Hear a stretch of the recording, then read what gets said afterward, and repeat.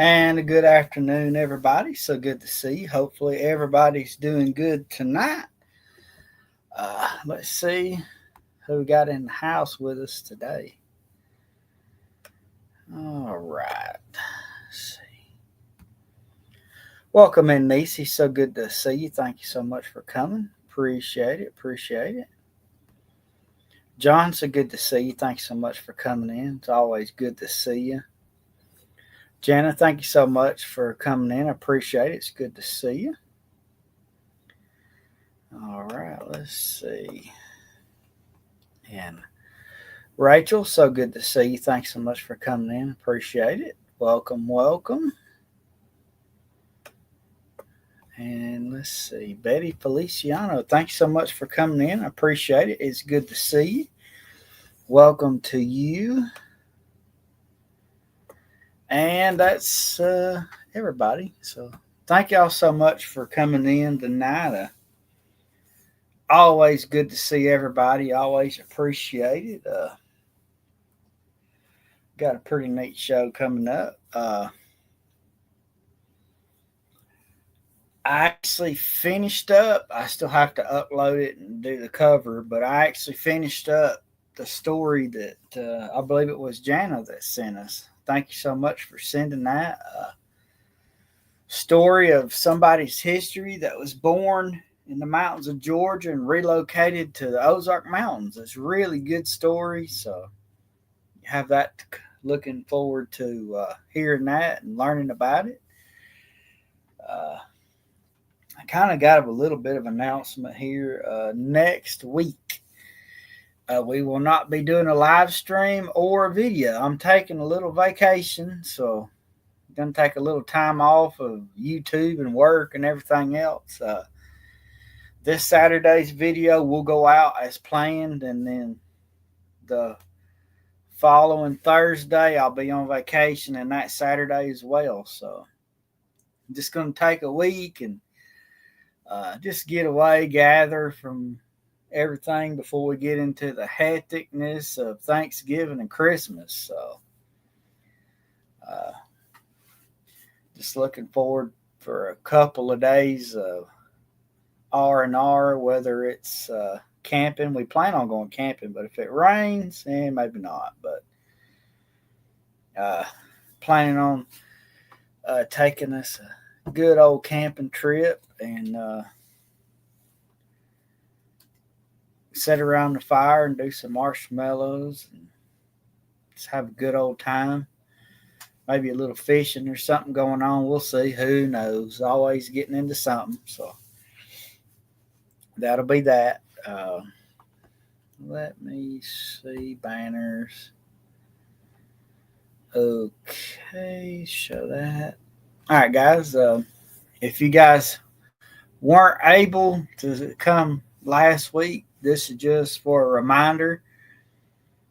We now have a P.O. box for you guys to send in stories, prayer requests, whatever you feel like sending in. Myers Tales of Appalachia at P.O. Box 312, Scottsboro, Alabama 35968. And I'll be throwing that up here periodically. That way, some people much prefer to handwrite out a story or a prayer request or whatever. And that's what that's for. Do not feel obligated to send anything, any money, anything like that. It's for stories and prayer requests, whatever you feel like. So there's that for you guys. And let's see. And thank you so much, Karen, for coming in. It's good to see you. Thank you so much. Welcome to you and Miss Carolyn. It's good. Where'd you go? Right there. Good to see you. Thanks so much for coming in. Appreciate it. Welcome. Daryl, same to you. Thanks so much for coming in. It's always good to see you. Appreciate it. Boy, I tell you, the last week has been so awesome. As y'all know, kind of in the last live stream that we did, I had talked about, discovering a lot of my family on a website, and this week I was able to go visit some of their graves. Uh, the family cemetery that we cleaned up some. I was able to find out who everyone there is. Finally, like we know who they all are, how they're related. Um, and then going further, I was able to find more of my family that's buried close or within driving distance of us. So we got to go visit my fifth great grandpa, who was a colonel in the Confederate States Army, and his wife. Now his daughter and son-in-law, it says they're buried there, but we cannot find them. And I'm thinking that it's going to be the same situation as what was over at the other family cemetery. They probably didn't have money for a stone, so they were buried without one, and they're probably buried next to their mother and father. That's pretty much what I'm thinking. But we were able to go visit them, and then just today I was able to visit my, let's see, one, two, three, four, fifth great grandfather, uh, on a different side of the family. We were able to go visit him and his wife's grave, and I believe it was a few of his family members, brothers, sisters, or whatever it is. I don't even know. Um, their graves are the kind of like the tent style, where there are two slabs like this, but they're not. They're layers of stone, you know, uh, made into a triangle, and then in the very end of it, there's a triangle piece that inserts that has all their information on it. And he had a Civil War stone, and of course, unfortunately, I didn't get to film any of that for you guys, but it was still really neat to be able to look up the history and then go visit some of these people. So, I always loved it. Always love knowing who my family is and getting to go visit them, the ones that we can find. There's some that we'll never know where they are because it's not listed. And I found a great great grandmother that she's buried next to her son that I didn't even know that was his mother because the last name's completely different. So I was like, I thought it was just a random person, but then through searching here, I saw her name and was able to connect them together. So it's just so cool to be able to go visit people that's died back 200 years ago or so, and go pay your respects and know where they're at. So always cool. Um, I got to add something to the wall here. I don't think I got to show y'all last time. Uh, we went all the way to South Pittsburgh and had this. We got this it's a Dove doorstop made out of solid iron. Had to add that up here. I don't think I've added nothing else. The gathering pan, it's back up here on the wall. The year for the gathering's pretty much done. We were gonna go live over there at Dad's house where we have the garden. I didn't make it back in time. It gets dark at 6 o'clock, so I would have had to have been here by 5 to be able to set up, and we barely made it here for this. So that's why y'all didn't see me chatting earlier or anything, because I just had got home and got set up about the time we went live. So, but over there we've done a lot of work. I've been working all week, and there's still so much to do. Yeah, you're right, Karen. It does. It makes you feel like you belong to them. But I got where the okra was, and the cucumbers and the tomatoes. Got all that stuff bush hogged down and cleaned up. Got the where the watermelons and the corn was. Got all of that bush hogged down and cleaned up. And I started. I plowed a solid row. The length of the garden, maybe 6-8 feet wide, a whole strip. And then we went down through there raking it, smoothing it, and getting all the grass out of it, and planted turnip greens in a lot of it, which some of them are already, they're already that tall. And then my next step is I'm going to do another strip, and my goal is to get the whole garden, all the grass plowed up out of it, and get it ready for next year. So when we start, we won't have such a hard time with grass and everything. So we'll get that going maybe next week. Not next week, the week after.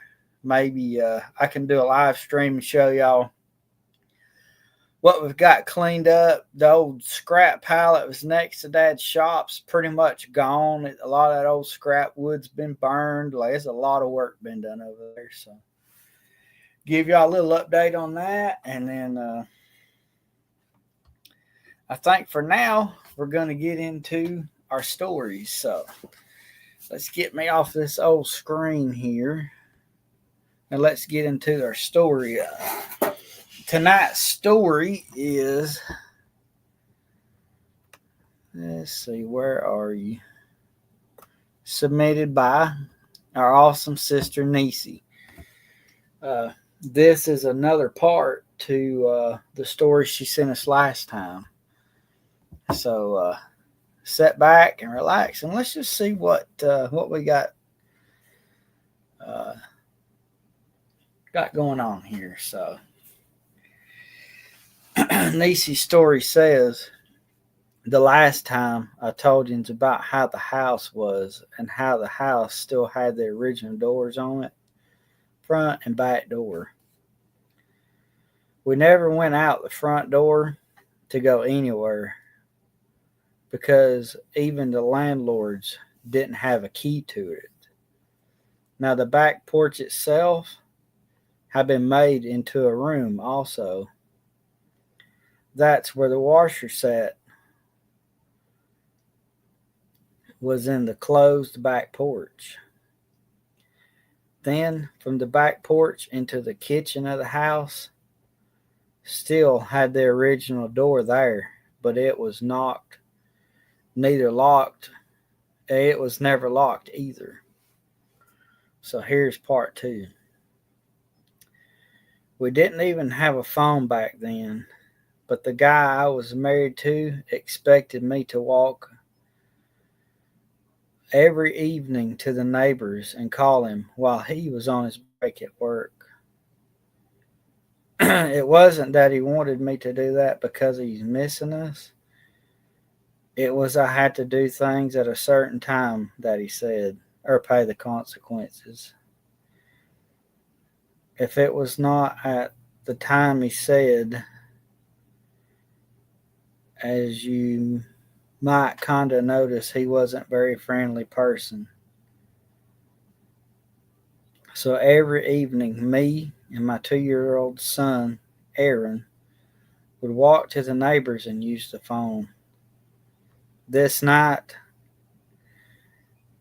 I was getting ready to go up there, and one of Aaron's shoes was gone. Absolutely gone.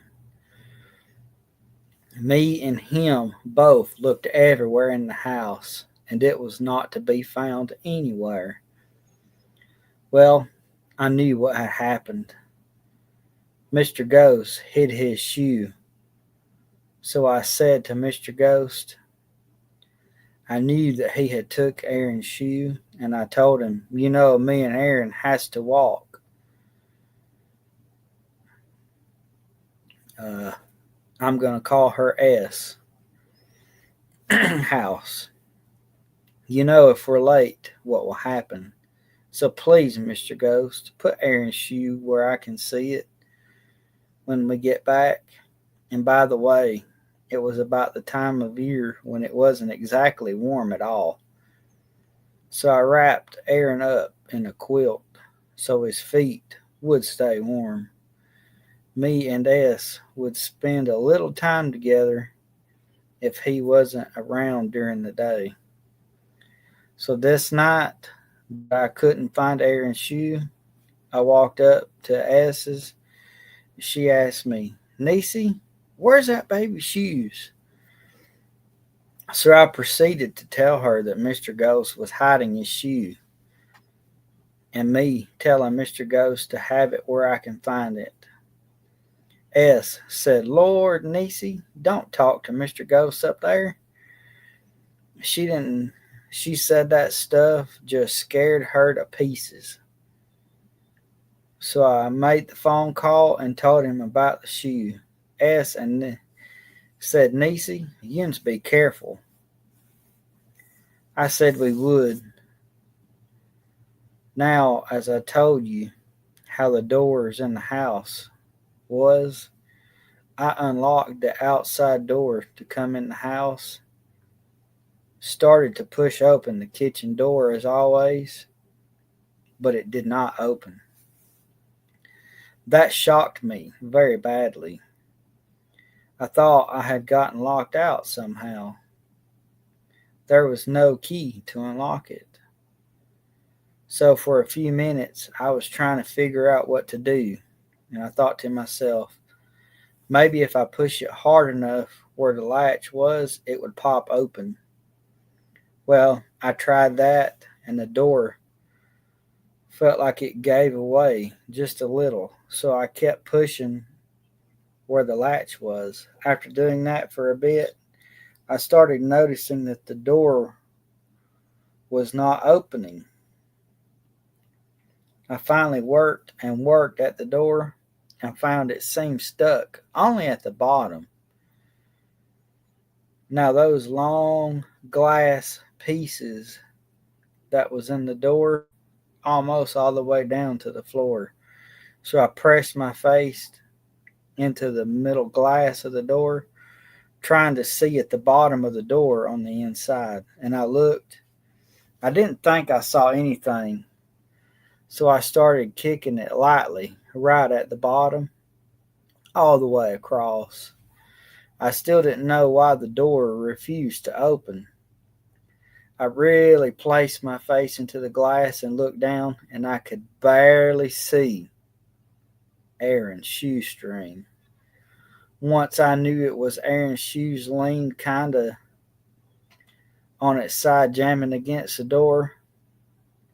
I really worked at the bottom of the door, kicked it harder and harder than I was. Every time I would kick at the door, I would pull on it and kick again, not knowing whether it was working at all. All this took over an hour. Finally, I checked to see if I was having any luck. Then I saw at the top of the door was bending in further than before. The way I got back in the house after that long was I got the door open enough at the middle of Aaron's head could barely fit through. I got him to pick up. I picked him up, pushed on the door enough to get him through the middle of the door. Once he was inside the house, mind you, even though I had thought I saw the end of a shoestring, I honestly thought it was just me wishfully thinking. I said, "Honey, pick up what is in front of the door." I had to pull back toward me, or at least I hope I did. Aaron bit down, picked it up with a big old smile on his face, and showed me his shoe. I got in the house and told Mr. Ghost not to do that anymore, please. Next night, me and Aaron went to S's house. As soon as I walked through the door, she said, "Niecy,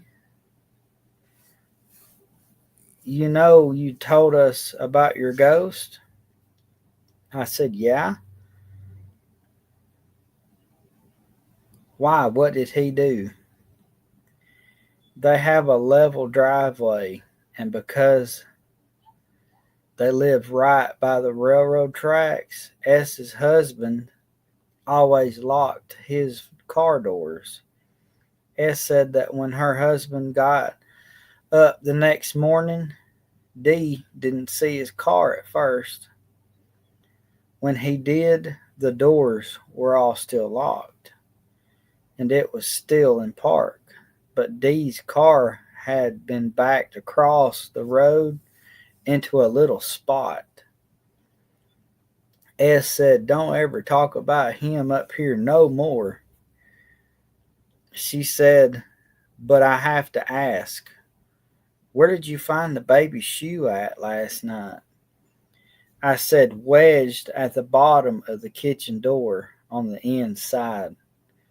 Her and Mr. D both giggled at her a little when I told her where Aaron's shoe was, and she said, "Niecy, no, no, no, don't talk about it." Then her husband looked at her and said gigglingly, "S, you should not have asked her." That's part two, and yes, a part three. Everything I'm telling you guys about Mr. Ghost is the true way I lived there with Mr. Ghost. I researched Mr. Ghost, and I'll tell you the history on him later. Wow, that's insane. All right, welcome in, Ace. So good to see you. Thanks so much. And May, welcome in. Thanks so much for coming. It's good to see you. Dang, I could not even imagine trying to first off have to live like that, because that's terrible. But losing a shoe only to come back home and find it wedged up against the door so that you can't get in, I could only imagine the panic that set in. And horrifying trying to get in on a cold winter's night. Man, sound like you had quite a time living there. Yeah, a very nerve-wracking hour it was. I could only imagine. Only imagine. I'm just glad it's not like that for you now. And again, thank you so much for sharing your story. That is so awesome. Really appreciate it. And really enjoy reading it. All right, guys. I'm going to do one more story. This one's going to be from the Phantom Phenomena book. This one's called The Pinion Skinwalker. Let cool air draft into the room. She works away until interrupted by noise outside her window. The animals she's used to are all gone, and in their place is a beast of legend. The location is off of a dirt road in the California desert. The time is a school night in the spring of 2022. The atmosphere is all alone with the creeping sense that something is in your surroundings is horrifically off. Almost a year ago, I used to live in a somewhat isolated little neighborhood that was in the high desert of California. I lived on a desert road, and since the homes were so spread out, wildlife wasn't an uncommon thing. You would see rabbits, coyotes, snakes, and occasionally a deer. Once you lived there for a while, you got used to the animals roaming around during the late hours of the day. I'm Native American, so most of the time I actually enjoyed seeing the wildlife so close to my home. Let's see. but I always knew of a creature my tribe refers to as a skinwalker. I'm not supposed to say that word, but I typed it, so hopefully there's no bad omen. And that's what I think I saw in this story. The house I lived in had a large backyard and a gravel mixed with dirt driveway, leaving a lot of open space to look out from. My room was at the front of the house, and every night, if I had the window open, I would find myself staring out at the front gate every night. It was silent every night unless you heard coyotes howl. There were a lot of strange things up there, and it wasn't the only one who experienced it. My boyfriend and my mother did as well. While I was homeschooled, I sat in the office in silence doing my work. In the silence, I swear I heard a knocking sound by my window that I could not see out of. I could not see through because we didn't have blinds or curtains. We had ceiling barn doors as windows instead. I turned my head to look at the window and it went silent. Then I heard someone or something walking. Directly outside the window was gravel, so I could hear the shifting of those rocks. It was footsteps, not the sound of a rabbit or a coyote. It was definitely the footsteps of something larger. I froze because I didn't know what to do. Whatever was outside the window might hear me. After about 5 minutes, I left the computer and stayed in my room for the rest of the night. A month or two later, I was changed rooms with the office to make into my bedroom. My bedroom originally was too small, and my father thought I needed some more space. One night, I was looking out the same window where I heard the footsteps. I was staring out at the gate that was blocking the opening driveway. I sometimes enjoy looking out at the sky at night, but this time something had other plans. After sitting there for about 10 minutes stargazing, I saw a figure on the other side of the gate. It looked like a coyote, but was too long, and the way it moved was so unnatural. It did not look like something from this world. The sight resembled a human imitating a dog movement by walking on all fours. I wasn't scared at first, so I just waited to see what it was going to do. It was originally just walking past the gate like a normal coyote, but then it turned its head to look at the house. It was looking directly at me. I could just tell. The eerie silhouette of a coyote shaped creature emerged from the darkness, its eyes nowhere to be seen. Talking about it makes me feel uneasy, but here goes. It stood up there as still as a statue until it stood up on two legs and tried to climb over my gate.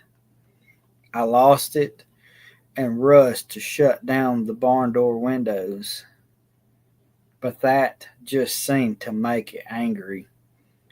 It started climbing faster, It made it onto my side of the gate, and I heard it running toward my window just before I closed it. Once I did, it all stopped.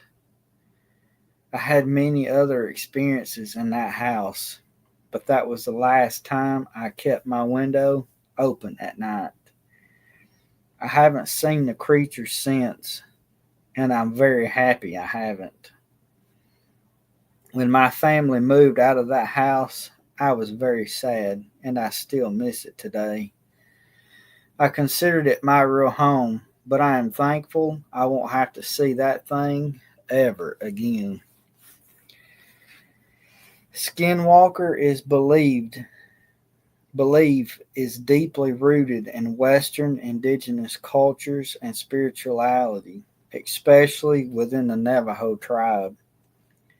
In Navajo mythology, skinwalkers could transform into an animal. However, the power to become a skinwalker was not easily attained. It was believed that individuals could only gain this power through initiation into the witchery way, a secretive and often taboo practice within the tribe. Initiation into the witchery way involved committing heinous acts like murdering of close relatives, especially siblings. These acts symbolizing severing family ties and embracing the darkness. Other crimes associated with the initiation included necrophilia and grave robbery, further delaying into the realm of the macabre or forbidden. Once an individual was initiated into the witchery way, they were considered to have become pure evil, wielding supernatural abilities for malevolent purposes. Wow. That is the most insane thing I've ever heard in my life. Could you just imagine working on your computer, working on your schoolwork, and you look out and all of a sudden you think you see a coyote, but then it stands up on two legs and climbs over the fence and just runs directly at you? My goodness. The ghost, all those creatures would be having to go. I agree with that, Betty. That's well put. It all would have to go. Man, I just couldn't imagine. Like, I don't know how I would act. Would you be scared immediately? You're just curious at first, and then all of a sudden realize, oh my gosh, this thing's coming after me? Or would you not move out that day and find another place rather than years later? Or would you not go find with them being the Native American, go find a medicine man and see if they could make some sort of something to repel that or something? My goodness. That would probably scare me for life, seeing something like that. Uh, I know the skinwalkers are pure evil. It's a Native American spirit that can shift between animals and back to the human form, and the deeds that they had to do to become that. My goodness, couldn't I would never want to kill a sibling or any of my family members, especially not to become something evil. Man, that story right there is just creepy. But man, is that awesome. I wouldn't want to have to be a kid dealing with that, but sure was. All right, I think next week, this one I'm going to read. It's a long one. It's called a guardian angel. It's about a ghost encounter, but the spirit wasn't angry or causing havoc. It was just an encounter. So, and it's a long one too. So we'll read it not next week, the week after. Next Wednesday, Thursday, Friday, and Saturday, I'm going to be on, like I said, a vacation. Just take a little time off of YouTube. I won't do a live stream or video that week. But of course, if you guys leave a comment on there or something, needing prayer, we'll do that. Of course. Always need to make sure we're doing that. And throw this up here again.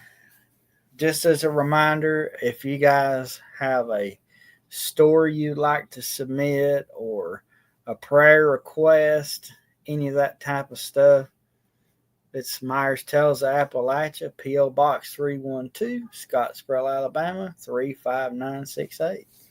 And that's there for you guys to use. If you feel led to send a Christmas card or anything like that, there's a place to send it. Please do not feel obligated, because we don't want you to feel like you've got to send us anything. It's there for, like I said, you not as comfortable as typing long emails and you'd rather write it out by hand. It's there for that. Always appreciate each and every one for coming in, hanging out, having a good time. Really, really enjoyed this. Again, thanks to Jana for submitting that awesome story, and can't wait, like she said, to see the other part of it. I love to hear what the history of Mr. Ghost is. That's going to be awesome. And thank Karen again. She was the one that really wanted the P.O. box. So it's because of her. We really appreciate that. Can't thank you enough. Maybe the next live that we have, I'm going to try to do at Dad's house. Let y'all see all the work that we've done, clean up the garden. Maybe by then I'll have the thing completely tilled and the grass got out of it. And get to show y'all some of the messes that we've been cleaning up slowly. But like I said, I appreciate you guys. If you got any prayer requests or stories or whatever, there's a P.O. box that you can send it to. Or always, we have the Myers Tales of Appalachia at gmail.com. Either way, feel free. We'd love to hear from you guys. Really excited to see what comes of all this. Really, like I said, appreciate everybody coming in. Always having a good time talking, communicating with each other. Just having a good old family time. Let's see. I never have looked to see what we're at. We're at 1,943 subscribers. So we're slowly getting there. Almost to 2,000. So appreciate you guys giving us a thumbs up on our videos and giving us comments and watching the videos and sharing it with your friends. We are always grateful for that, and appreciate everything that you guys do for us.